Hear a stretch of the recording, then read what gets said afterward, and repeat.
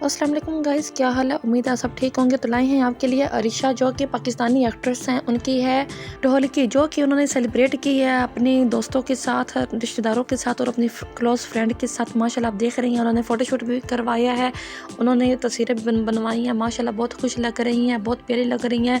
इतनी सी एज में वो शादी कर रही हैं, माशाल्लाह से अल्लाह इनके अच्छे नसीब बनाए। जैसे कि आप जानती हैं, बहुत से ड्रामों में भी काम करती रही हैं और अब इनकी शादी है और ये इंजॉय कर रही हैं। इन्होंने एक अरेंज किए हैं ढोलकी का फंक्शन, जिसमें वो सब डांस कर रही हैं, अपनी बहनों के साथ तस्वीरें बनवा रही हैं, बहुत ज़्यादा खुश हैं।